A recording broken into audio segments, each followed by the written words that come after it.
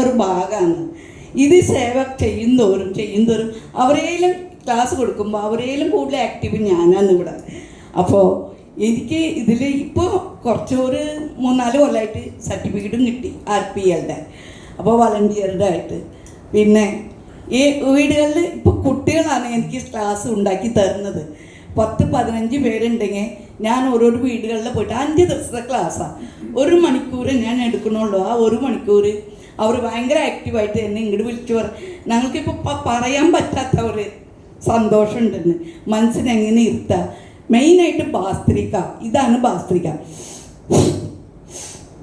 2 കൈ കൊണ്ടാണ് ചെയ്യുക ഞാൻ പറഞ്ഞത്. പിന്നെ ബ്രീത്തിങ്, മെഡിറ്റേഷൻ, ഇങ്ങനെ. പിന്നെ അതിന് മുപ്പാടെ കുറച്ച് വാമപ്പ് കൊടുക്കും. കൈ ഉടയുക, കാല് ഉടയുക, പിന്നെ നമുക്ക് പറ്റുന്ന ഒരു ചിരി, ഒരു കഥ, ഇങ്ങനെയൊക്കെ ഞാൻ കൊടുക്കും. 1 മണിക്കൂറുടെ ക്ലാസ്സാണ്. ഈ 1 മണിക്കൂർക്ക് അവർ കിട്ടുമ്പോൾ അവർ ഒരുപാട് അഭിപ്രായങ്ങൾ എന്നോട് പറയാറുണ്ട്. ഞങ്ങൾ ഓരോരോ മാസം പഞ്ചായത്തിൽ അവിടെ ഇവിടെ പോയി എടുത്തു.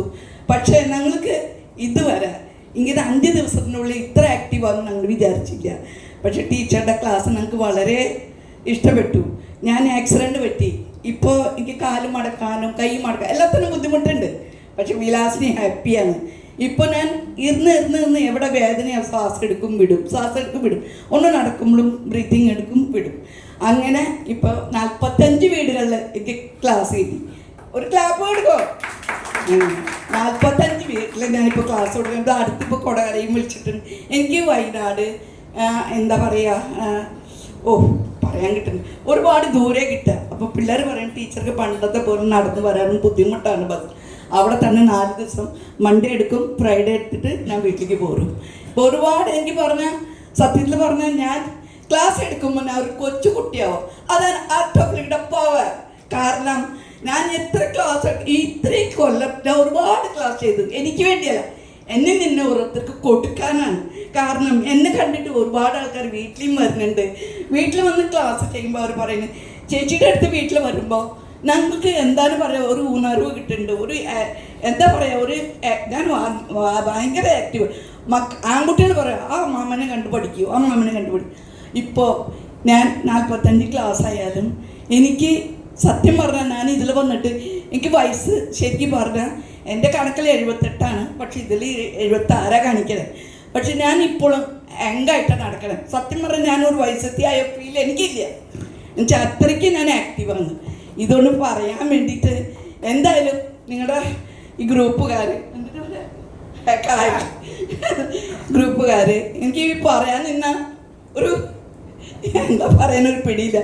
പക്ഷേ ക്ലാസ് എടുക്കുമ്പോൾ ചെയ്യുന്ന പോലെയല്ല. ഈ ആദ്യമായിട്ട് എനിക്ക് എൻ്റെ പിള്ളേരാണ് എനിക്ക് ഈ ഇങ്ങനൊരു ഇത് ഒരുക്കി തന്നത്. ചേച്ചി വന്നിട്ട് ഇത് പറയണമെങ്കിൽ എൻ്റെ ക്ലാസ് എടുത്ത കുട്ടികൾ തന്നെയാവും. അപ്പോൾ എല്ലാവർക്കും നന്നായി വരണം. കുറച്ച് കാണിക്കണമെങ്കിൽ നമുക്ക് കാണിക്കാം. ഞാൻ ഫാനിൻ്റെ ഭാഗത്തിട്ട് വേറെ ഒന്നുമില്ല. പക്ഷേ കാല് വജ്രാസനത്തിൽ ഇരുന്നിട്ടാണ് ഈ ഭാഗത്തേക്ക്. ഇപ്പോൾ നമ്മുടെ ബോഡി ലെവലിലോ നമുക്ക് രോഗം വരും, ഇഷ്ടംപോലെ രോഗം വരും. പക്ഷെ ആ രോഗത്തിന് നമുക്കൊരു സമയം കിട്ടും. ആരെയും വിളിക്കുമ്പോൾ പറയാം സമയമില്ല. 4 ദിവസം പനി പിടിച്ചാൽ അപ്പോൾ ഒരു മൂലയ്ക്ക് കിടക്കാൻ സമയം കിട്ടുന്നുണ്ടല്ലോ. അപ്പോൾ ഇത് മനസ്സിലാക്കണം. രോഗം എന്താ വെച്ചാൽ യോഗ കരോ രോഗ് ഭഗാവും. മീൻസ് യോഗ ചെയ്യുക, രോഗം ഇല്ലാണ്ടാവും. എൻ്റെ അറിവിൽ എനിക്ക് കാലുമേൽക്ക് നല്ല പ്രശ്നമുണ്ട്. വിലാസിനെ അത് നോർമേണ്ട. ഞങ്ങളുടെ ഗുരുജി പറയണേ വയ്യ ഒരിക്കലും പറയരുത്. ഞാൻ ആര് ചോദിച്ചാലും വയ്യാന്ന് പറയില്ല. ഹാപ്പി ഹെൽത്തി, അതാണ് എൻ്റെ കാര്യം. ഞാൻ ഇപ്പോഴും ക്ലാസ്സിൽ എടുക്കാൻ പോകുന്നുണ്ട്.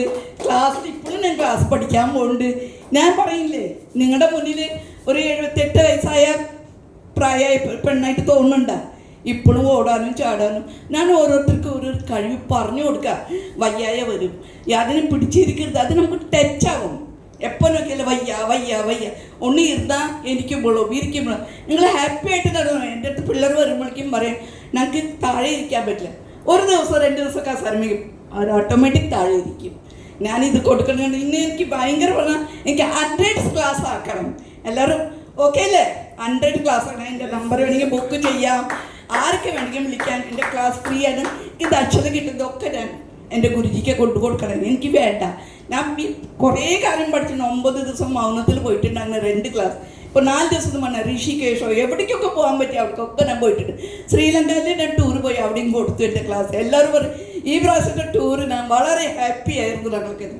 ഓക്കെ, പറയാൻ പോയ കുറേ ഉണ്ട്. ഇത്രയധികം ബാക്കി ഇവിടെ വന്ന് അറിയിക്കണം എന്നൊരാഗ്രഹം. എൻ്റെ ഗുരുജിയുടെ പേര് എല്ലാ ദിക്കിലേക്കും എത്തണം. ഗുരുജി എത്തിക്കുന്നുണ്ട് ഓൾറെഡി. ഞങ്ങളായിട്ട് ഞാൻ ചെയ്യുന്ന ക്ലാസ് നവചേതന ശിബിരം, മനസ്സിലായ? നവചേതന ശിബിരം എല്ലാവരും കൂടെ യോഗ ചെയ്ത് അത് മാറും. ഞാൻ ഗ്യാരണ്ടി കൊടുക്കും. നിങ്ങൾ വന്ന് നോക്ക്, ഞാൻ മാറ്റി തരാം. അത് എൻ്റെ ഗ്യാരണ്ടിയാണ്. Okay, thank you, by.